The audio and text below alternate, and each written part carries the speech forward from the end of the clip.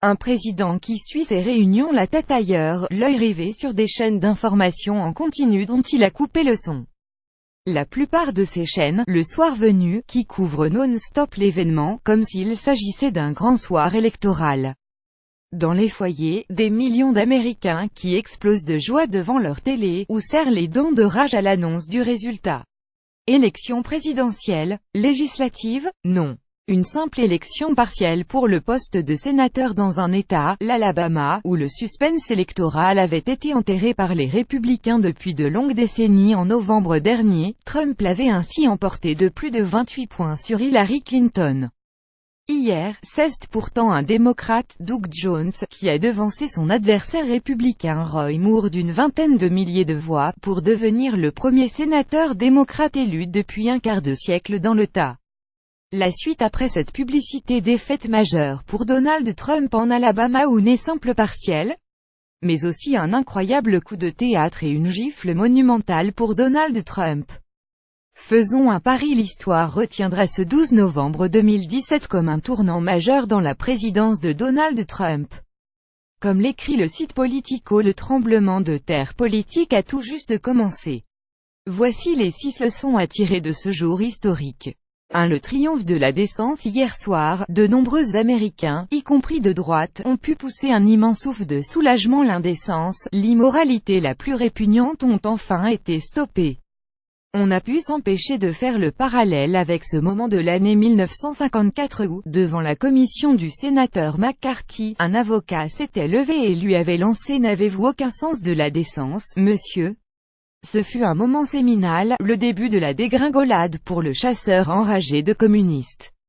Roy Moore, le candidat républicain, était tout aussi déjanté que McCarthy, avec en plus des accusations multiples de pédophilie à son encontre. Il avait été exclu à 2 reprises de la Cour suprême de l'Alabama, déniait aux musulmans la possibilité d'être élus, voulait destituer les juges de la Cour suprême ayant légalisé le mariage entre personnes du même sexe, soutenait l'interdiction aux homosexuels de servir dans l'armée, continuait d'affirmer que Barack Obama n'était pas né aux États-Unis, jugeait que le pays était parfait avant la guerre de sécession même si nous avions l'esclavage. Bref, une caricature bouffonne de politicien. Mais l'indécence de sa candidature était aussi celle de Donald Trump, qui l'a soutenu, et sa défaite, de fait, est également celle d'un président totalement amoral.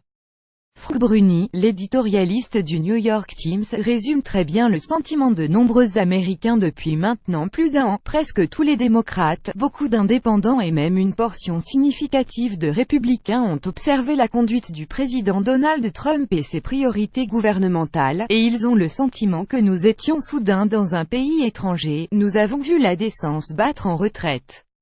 Nous avons vu le bon sens décliner. Nous avons observé une clique de plutocrates sans scrupules, Trump le premier, traiter de façon éhontée le gouvernement fédéral comme une opportunité commerciale ou une mangeoire à laquelle se goinfrer. Nous avons vu une souche puissante d'autoritarisme croiser le fer avec le tas de droit.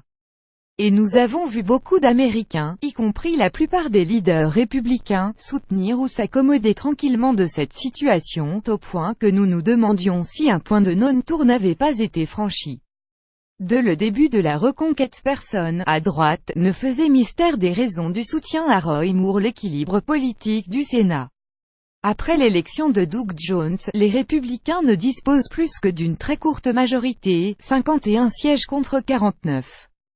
Autrement dit, il suffit de 2 défections à droite en cas de vote 5050, le vice-président Mike Pence peut voter et faire la différence pour perdre la majorité. Cette configuration sera effective après la réforme fiscale, que les républicains vont se dépêcher de voter avant que Jones ne s'installe au Sénat, en janvier. Mais ils auront toutes les peines du monde à faire passer d'autres réformes en 2018, les démocrates ont désormais une chance réelle de reprendre le contrôle du Sénat en novembre prochain. Les sénateurs sont élus pour 6 ans et renouvelés par tiers tous les 2 ans, ce qui veut dire que certaines années sont plus favorables à un parti qu'à un autre.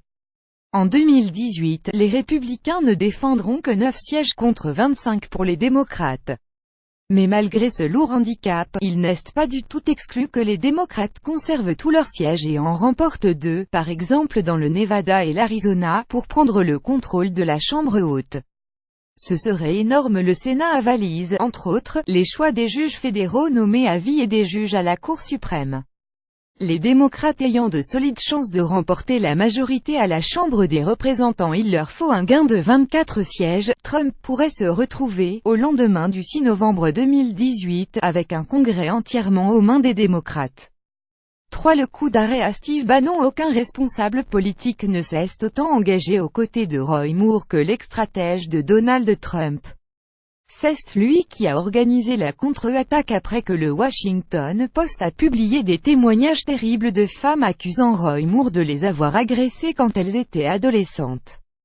Seul Steve Bannon a réussi à colmater la brèche, alors que Moore se défendait de la pire des façons dans les médias.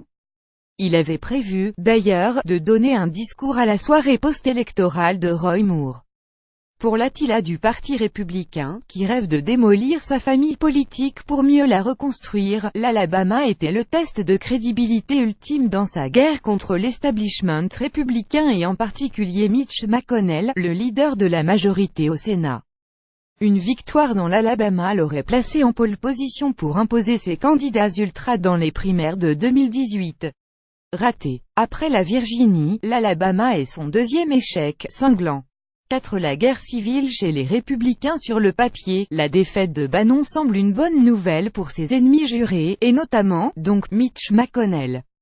Sauf que, aux yeux de Bannon, de la frange ultra du parti et sans doute de Donald Trump lui-même, c'est la tiédeur des républicains normaux qui a provoqué la défaite de Roy Moore.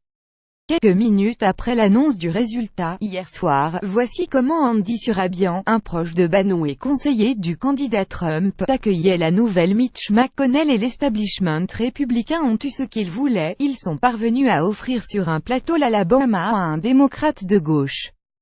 Corey Stewart, challenger du sénateur Tim Kaine en Virginie en novembre prochain, et allié de Bannon, va encore plus loin. Les républicains se sont entendus avec les démocrates pour s'aborder un candidat pro-Trump comme le juge Moore, tout comme ils vont essayer de le faire contre moi et d'autres candidats en 2018, accuse-t-il. Nous sommes en train de vivre une guerre civile au sein du Parti républicain. Le pire pour les dirigeants républicains, est qu'ils sont tout aussi fragilisés vis-à-vis de leur base modérée, ayant refusé de prendre clairement position contre Moore, à l'exception de quelques personnalités plus courageuses. Comme le rappelait ce matin un édito du New York Times, certains républicains ont décrit M. Moore comme une plaie biblique leur étant tombée dessus. C'est ignorer la complicité d'un parti à la merci de ses extrémistes. À chaque moment charnière, M. Moore a reçu l'aide de leaders du parti qui ont refusé d'adopter une position unie, morale contre lui. 5. Donald Trump dans les cordes contre l'avis de la plupart de ses conseillers, et à l'opposé de la position de sa fille Ivanka qui estimait qu'il y avait une place spéciale en enfer pour les pédophiles tels que Roy Moore, Donald Trump a jeté tout son poids dans la balance pour faire élire le juge sudiste. Il le regrette amèrement aujourd'hui, même s'il n'est pas le genre à afficher le moindre mea culpa. La défaite de Moore est, en soi, une baffe retentissante pour le président américain. Mais elle l'est encore plus si l'on regarde de près ce qui, hier, a fait la différence. Comme en Virginie il y a quelques semaines, le candidat de Trump a été désavoué par les banlieues cossues et les électeurs républicains ayant suivi des études supérieures.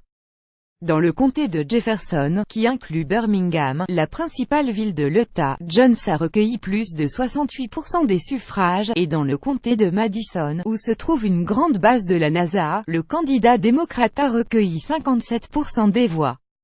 La désertion des électeurs de Trump a été encore plus marquée chez les républicaines d'Alabama. Diplômés d'études supérieures, Mitt Romney, en 2012, avait remporté leur suffrage avec une large avance de 55 points. Hier, l'avantage s'est réduit à 11 points pour Roy Moore. Après l'affaire Weinstein et bien d'autres, les multiples accusations d'agression sexuelle, qui ne les avaient pas découragés pendant la présidentielle, font cette fois sentir leur effet. L'affaiblissement de Trump n'est pas seulement électoral, dans la perspective de 2018 et 2020. Il se retrouve aussi en mauvaise posture vis-à-vis de son propre parti qui commence à voir en lui un président toxique.